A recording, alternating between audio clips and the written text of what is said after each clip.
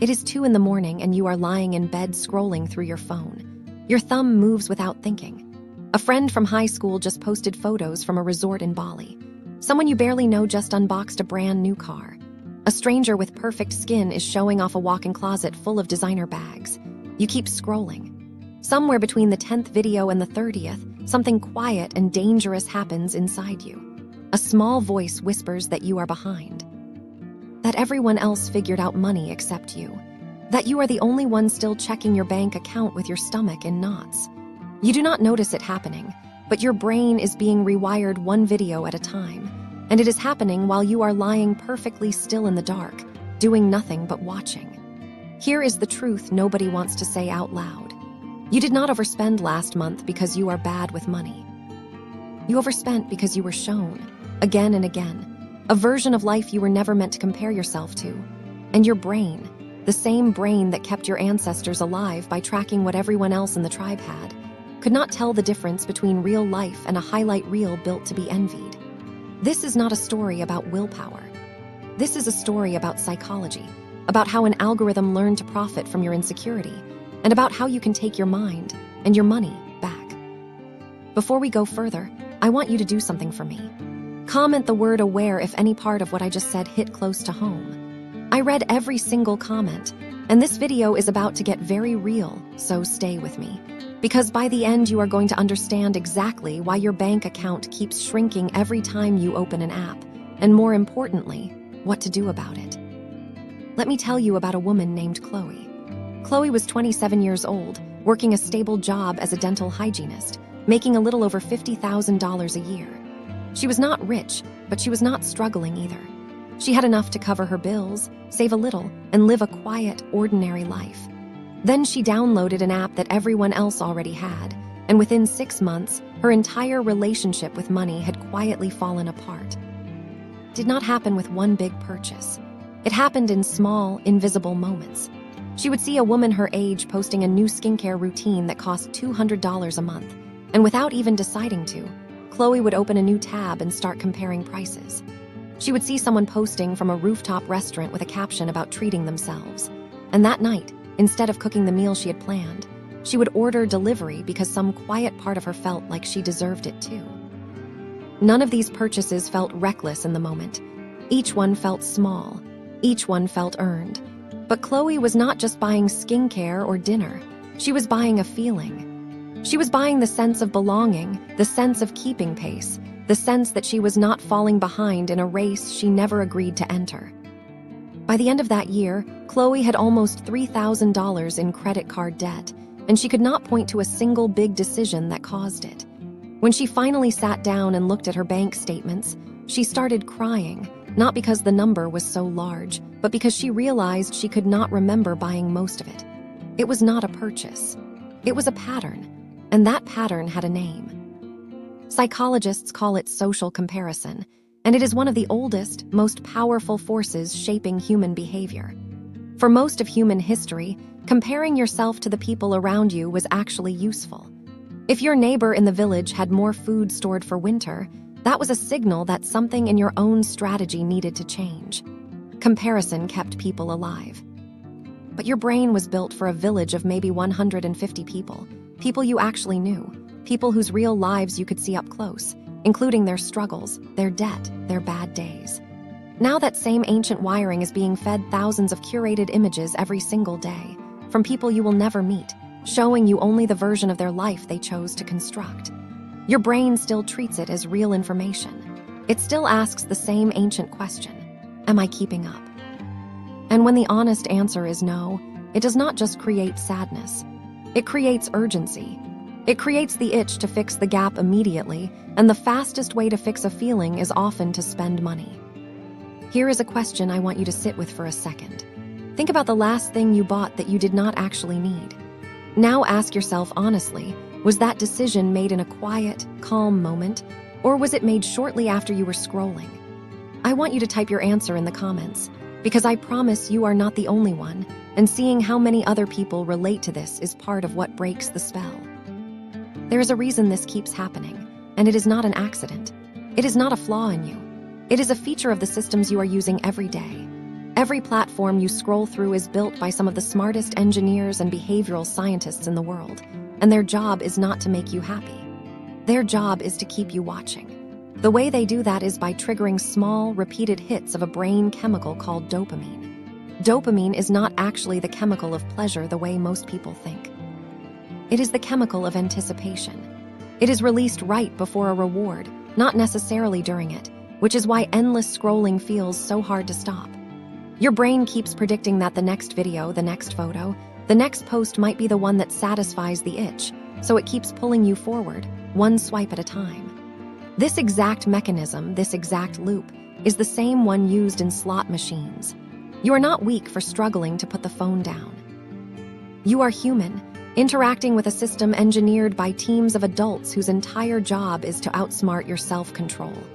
And once that system has your attention locked in, it does something even more dangerous to your wallet. It starts showing you people spending money confidently, joyfully, constantly, and it frames that spending as normal. Let me tell you about a man named Marcus. Marcus was 24, fresh out of college, working his first real job, making about $42,000 a year. He was proud of himself. He had a plan. He wanted to pay off his student loans early and start investing by the time he was 25. For the first few months, he stuck to it. Then he started watching a certain kind of content, young men his age showing off watches, cars, trips, all with captions about hustle and success. At first, it inspired him. He told himself he was learning, absorbing motivation, studying what success looked like. But slowly, the inspiration turned into imitation. He bought a designer jacket he could not really afford because he saw someone he followed wearing one. He justified it by telling himself that successful people invest in how they look. Then came a weekend trip he charged to a credit card, because everyone in his friend group, at least everyone he saw online, seemed to be doing the same thing, and he did not want to be the one left out of the pictures. Marcus was not chasing objects. He was chasing an identity. He wanted to feel like the kind of person those videos told him he should already be: successful, admired, ahead of the curve. And the fastest way his brain knew how to close that identity gap was to spend money that matched the image, even though the income behind that image simply was not there yet. This is called lifestyle signaling, and it is one of the most expensive psychological traps that social media has ever created. Humans have always used visible signals to communicate status. That is not new. But in the past, those signals were slow to change and limited to the people physically around you. Today, you are shown thousands of status signals a day from people all over the world, and many of those people are not even wealthy. Some of them are in just as much debt as Marcus was, spending money they do not have specifically to appear as though they have it, because appearing wealthy online has, in a strange and sad way, become its own kind of currency. You are not just comparing yourself to real financial success. Often, you are comparing yourself to other people's debt, dressed up to look like freedom. I want you to pause here for a second and be honest with yourself. Has there ever been a purchase you made, not because you needed it or even truly wanted it, but because you wanted to be seen having it? Comment the word yes if that is true for you, because this is the moment where a lot of people start to feel less alone and less ashamed once they realize just how universal this pattern really is. There is another layer to this that most people never stop to consider, and it has to do with how your brain treats money that is spent on appearance versus money that is spent on substance. When Marcus bought that jacket, part of his brain registered it the same way it would register buying food or shelter, as something urgent, something necessary for survival. That sounds dramatic, but for most of human history, being excluded from your social group was, quite literally, a survival threat. If the tribe rejected you, you lost protection, resources, and support. Your nervous system still carries that ancient alarm system today, and it cannot tell the difference between being excluded from a village and being left out of a group chat where everyone else went on a trip you could not afford. The fear feels identical. The urgency to fix it feels identical. And so the brain treats an impulse purchase, one designed purely to maintain social belonging, with the same seriousness it would treat buying groceries. This is why these purchases so often bypass the part of your brain responsible for careful, rational decision-making. You are not being irrational. You are being ancient. Let me tell you about a man named David, because his story shows just how far this pattern can travel once it takes hold. David was 43 years old, married, with 2 kids, and by every outward measure, he had done everything right. He had a steady career in logistics, a paid-off car, and a retirement account he had been contributing to since his 20s. Then he found himself watching videos from men, roughly his age, who had, according to their captions, retired early through real estate and cryptocurrency investing. Some of these men filmed themselves standing in front of houses they claimed to own outright, cars they claimed were paid for in cash, all while talking about how anyone stuck working a normal job simply had not figured out the game yet. David started to feel something he had never felt before about his own steady, careful financial life. He started to feel embarrassed by it. He began to see his slow, boring retirement account, the one quietly growing in the background of his life for nearly 2 decades, as evidence that he was falling behind rather than evidence that he had been doing something right the entire time. Within a few months, David had pulled a significant portion of his savings out of his retirement account and put it into a series of speculative investments he barely understood, chasing the version of success he had been shown on his screen. Some of it he learned about from videos that were, in reality, advertisements disguised as advice. Within a year, he had lost almost $18,000, money that had taken him nearly a decade to save. When he finally sat his wife down and told her what had happened, he described the feeling afterward not as anger at the people who had misled him, but as a strange kind of grief for the version of himself that used to trust his own slow, steady plan. David's story is a difficult one, but it matters, because it shows this is not only a trap for people just starting out. It can quietly unravel the confidence of someone who has spent 20 years doing everything responsibly, simply because the online world made steady progress look boring. And boring, in the algorithm's eyes, does not perform well, so it rarely gets shown to you. The reckless version of success gets amplified, not because it works more often, but because it is more exciting to watch.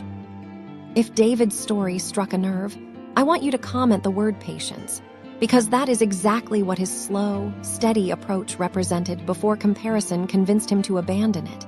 And it is exactly what so many of us need to be reminded actually works. Here is what I want you to understand at the core of all of this. The goal is not to hate social media, and it is not to pretend you can white-knuckle your way through willpower alone while the algorithm keeps working against you every single day. The goal is to change your relationship with comparison itself, because comparison, in its rawest form, is not evil. It only becomes dangerous when it is aimed at the wrong target, using the wrong information at the wrong time. The first shift that changes everything is learning to separate inspiration from imitation. Inspiration asks, what can I learn from this person's mindset or effort? Imitation asks, how can I look like this as fast as possible? Inspiration builds skills over time. Imitation drains bank accounts overnight.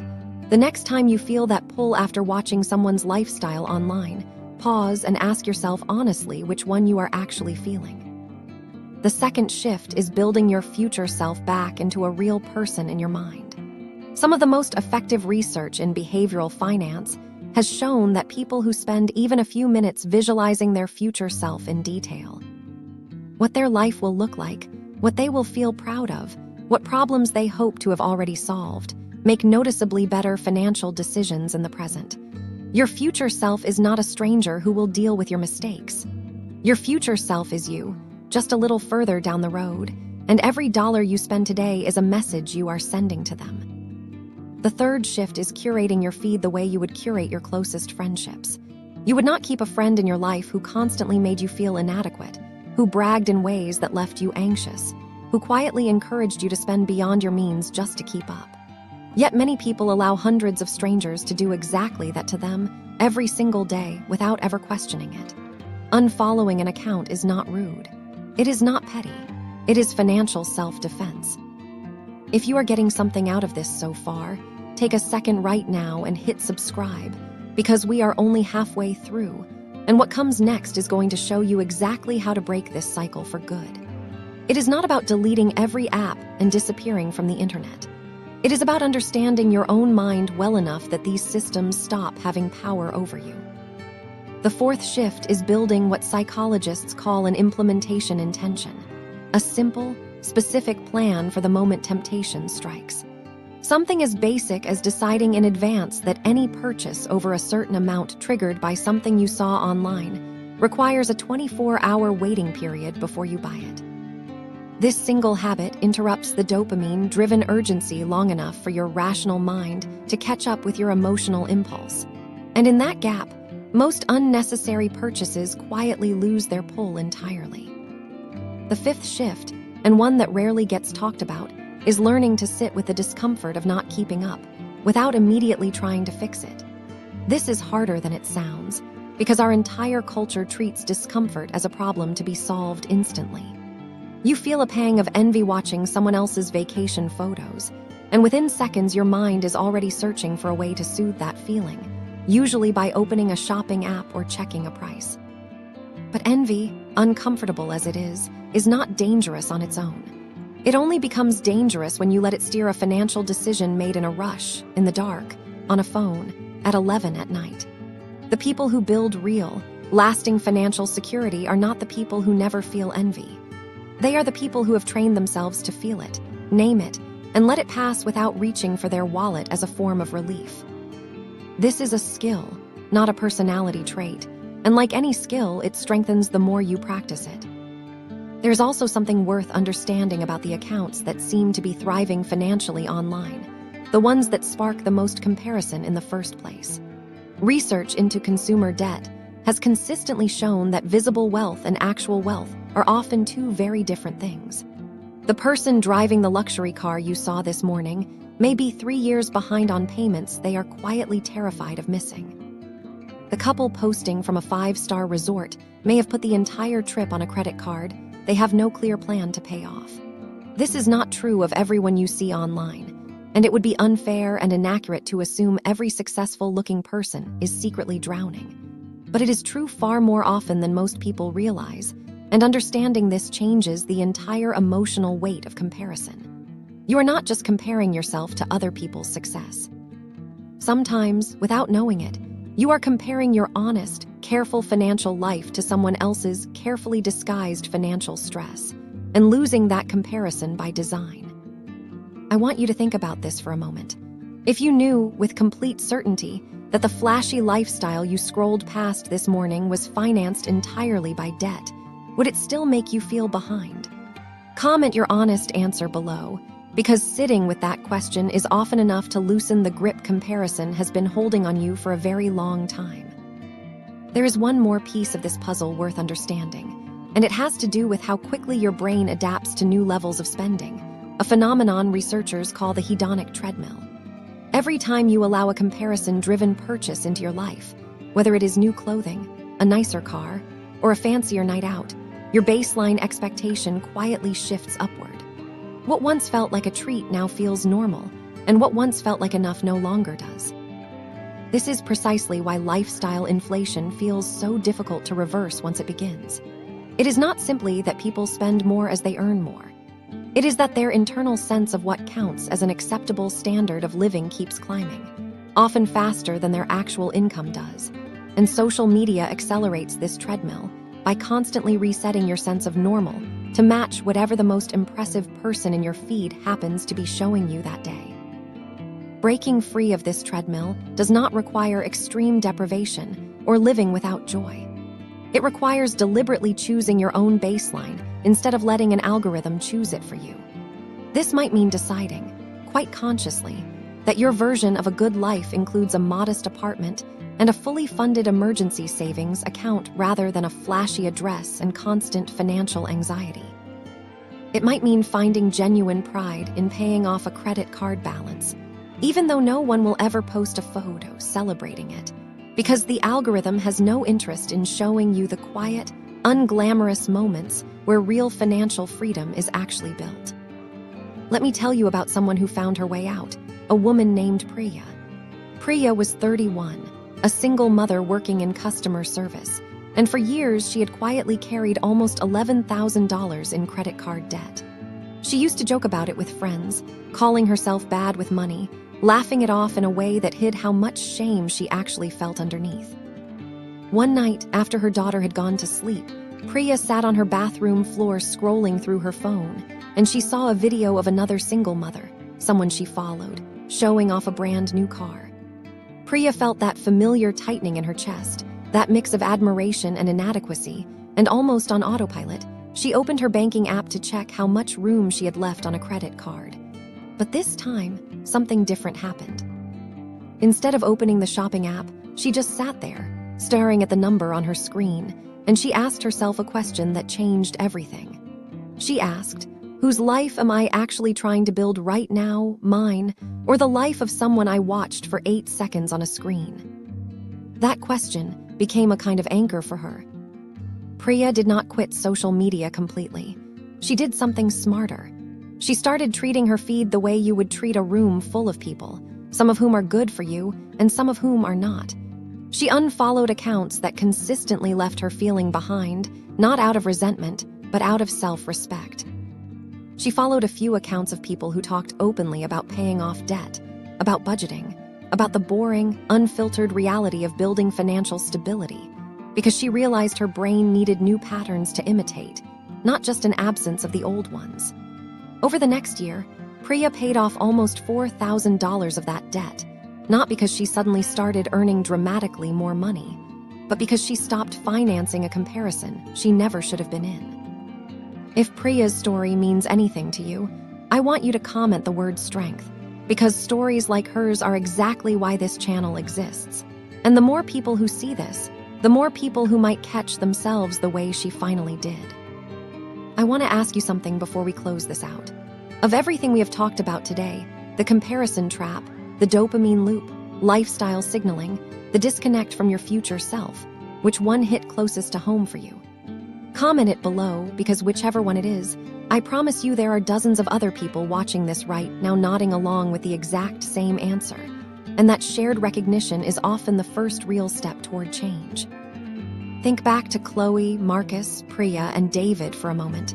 4 different people, 4 different incomes, 4 different ages, and yet the same invisible force running quietly underneath every one of their decisions.